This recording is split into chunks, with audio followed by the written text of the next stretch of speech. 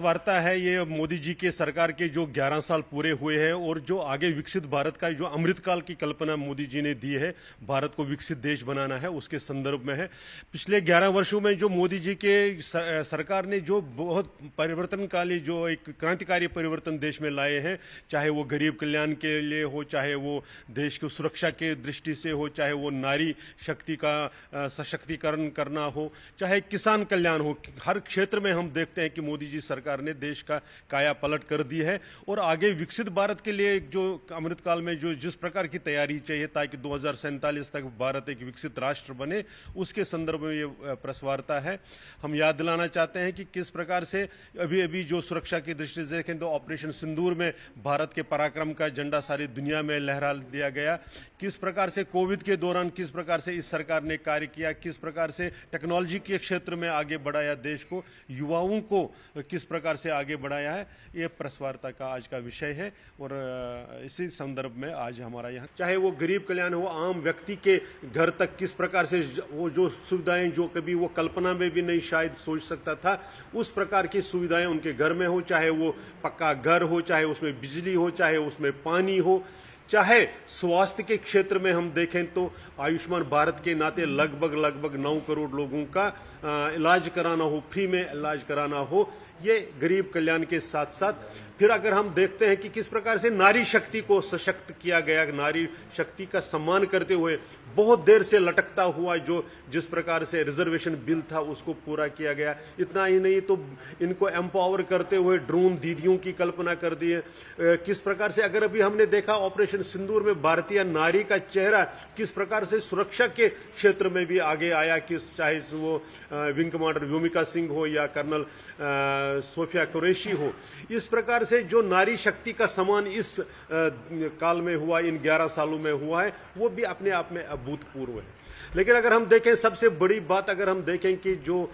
इस 11 साल के शासन का जो प्रतीक बना हुआ है विजनरी नेतृत्व, जिन्होंने किसी भी डिसीजन को लेने में कभी हेजिटेशन नहीं की, चाहे वो 370 धारा को समाप्त करना हो, 35A को समाप्त करना हो, ट्रिपल तलाक की बात हो, वक्फ अमेंडमेंट बिल हो, या इस प्रकार का CAA हो, किस प्रकार के भी डिसीजन हो, देश के सामने हेजिटेशन होती थी, तब डर लगता था वोट बैंक के पॉलिटिक्स के कारण कोई नाराज ना हो जाए, कोई आगे नहीं। लेकिन इस नेतृत्व ने डिसिसिव एक ऐसा डिसीजन लेने की अपनी कला दिखाई और इस प्रकार से एक ऐसे डिसीजन लिए जो देश को दीर्घकालीन तक मदद करते रहेंगे। आर्थिक दृष्टि से भी ऐसे ऐसे डिसीजन लिए गए कि जिसमें से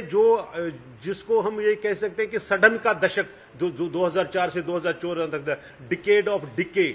जिस प्रकार का शासन उस 10 वर्षों में चला, तो उसको में से भारत की जो इकोनॉमी थी वो फ्रेजाइल 5 तक पहुंच गई थी मोदी जी की 11 में से निकालकर 5वें तक। और अब अभी ताजा हम देखें चौथी हम बड़ी अपनी एक अर्थव्यवस्था बनी हुई है और बहुत जल्द 2 साल 3 साल में हम तीसरी बड़ी अर्थव्यवस्था बनेंगे। इस प्रकार के डिसीजन था। अगर आप देखेंगे एक अंदाजा कर लीजिए कि कोविड काल में सारी दुनिया एक प्रकार से सोचती थी, लेकिन नेतृत्व जो हमारा था मोदी जी के नेतृत्व में, हम उस आपदा को भी एक अपॉर्चुनिटी के रूप में देखते हुए ऐसे में आर्थिक विकास भी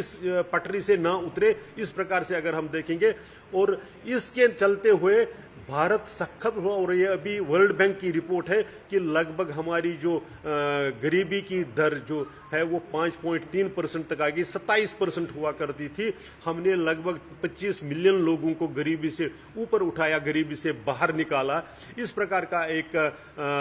जो ये शासनकाल है ये हमने देखा हुआ है। हमने देखा हुआ है कि ऑपरेशन सिंदूर के चलते हुए कि भारत में विकसित अपनी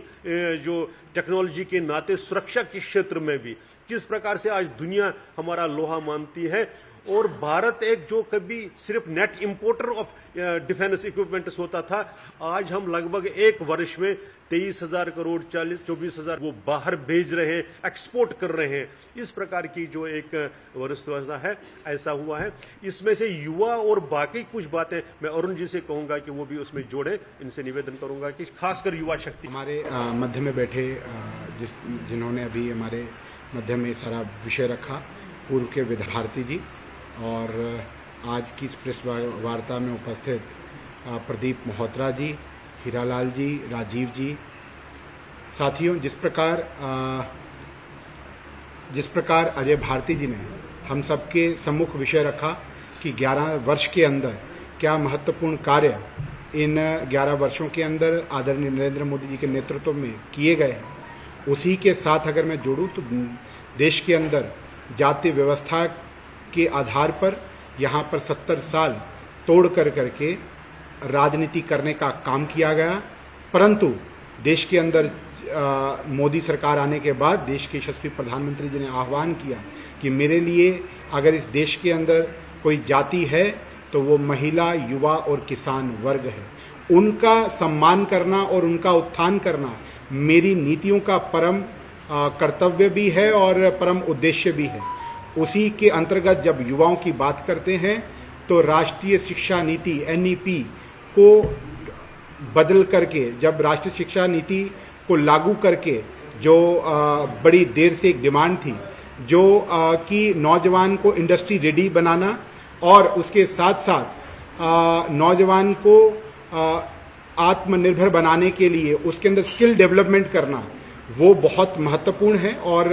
उसको शिक्षा नीति का एक हिस्सा बनाया गया। PM कौशल विकास योजना के अंतर्गत स्किल डेवलपमेंट और वोकेशनल कोर्सेज को इंट्रोड्यूस करके लाखों की करोड़ों की तादाद के अंदर नौजवानों को तैयार किया जा रहा है सब्सिडीज के माध्यम से। जहां स्टार्टअप इकोसिस्टम में आज भारत जो है तीसरा सबसे बड़ा इकोसिस्टम, स्टार्टअप इकोसिस्टम बन चुका है। उसके साथ साथ ही एक वोकेशनल ट्रेनिंग दे करके, स्किल एनहांस करके इंडस्ट्री पर IIT, IIM की हम बात करते हैं तो 7 नए IIT और 8 नए IIM हैं। हम जम्मू कश्मीर के निवासी हैं। हमने खुद भी देखा कि जम्मू कश्मीर के अंदर एक बहुत बड़ी डिमांड और विशेषकर जम्मू खिते के अंदर IIT, IIM उसका एक नमूना है जो जम्मू के नगरोटा में स्थित है। और हम किस तरीके से एक परिदृश्य बदलता है, जहां पर एक समय पर जम्मू जो था वो मंदिरों का शहर के रूप में पूरे देश भर में जाना जाता था, वहीं आज जम्मू जो है प्रीमियर इंस्टीट्यूशंस के नाम से जाना जाता है। IIT, IIM, central university, AIIMS जैसे बड़े बड़े इंस्टीट्यूशन जम्मू शहर के अंदर ही बने हैं। और इसके साथ साथ अगर मैं जाऊं कि तो युवाओं को रोजगार के लिए उनको प्रेरित करना, आत्मनिर्भर बनाना, तो ये भी एक मोदी जी की सरकार का एक मुख्य उद्देश्य भी रहा है और कहीं ना कहीं उन्होंने प्रेरणा और मोटिवेट कर करके सरकार की नीतियों के माध्यम से करने का काम किया है।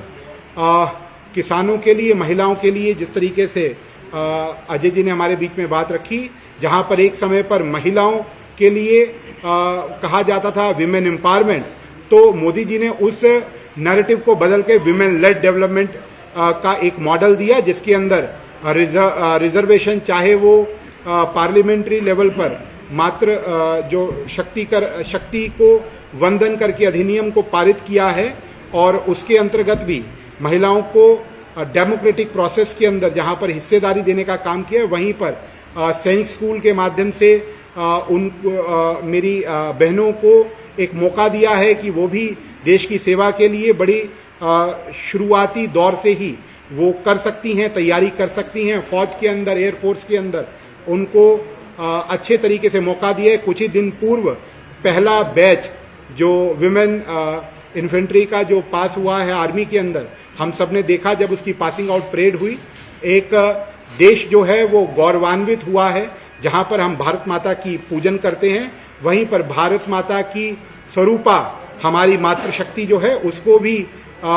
इस दौड़ के अंदर अग्रणीय भूमिका निभाने के लिए देश के यशस्वी प्रधानमंत्री जी ने मौका दिया है। किसानों के लिए किसान सम्मान निधि हो या किसानों के लिए कई ऐसे नए रोजगार जो FPOs बना करके डायरेक्ट मार्केट तक पहुंचना, ऐसे कई काम जो देश के यशस्वी प्रधानमंत्री जी ने अपने, क्योंकि उन्होंने खुद भी भुगता है, उन्होंने खुद देखा है, एक सामान्य परिवार से निकल करके देश के अंदर उच्चतम स्थान प्राप्त करके एक सामान्य व्यक्ति की पीड़ा उनके मन के अंदर है। उससे ये पता चलता है कि जब वो नीतियां बनाते हैं तो एक एक व्यक्ति की जो चिंताएं हैं उसके अंदर व्यक्त होती हैं, रिड्रेस होती हैं। इसीलिए इन 11 वर्षों को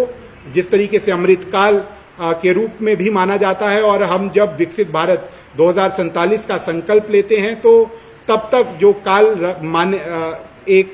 माना जाएगा वो अमृत काल है, उसमें हम अपनी भूमिका भी समझे। इसीलिए कहा गया सेवा, सुरक्षा और गरीब कल्याण यही अमृत काल के मूल मंत्र हैं और देश के यशस्वी प्रधानमंत्री जी ने 11 साल में सिद्ध करके दिखाया है। और भी देश की आशाएं अपेक्षाएं हैं, इसी के ऊपर चलते हुए सबका साथ, सबका विकास और सबका विश्वास और सबका प्रयास का जो मूल मंत्र उन्होंने दिया है उसके ऊपर हम सब भी अपनी भूमिका निभाएंगे और देश के यशस्वी प्रधानमंत्री जी के नेतृत्व के अंदर देश को आगे बढ़ता हुआ देखेंगे भी और उसमें अपनी अपनी भूमिका निभाएंगे भी। जय हिंद, जय भारत।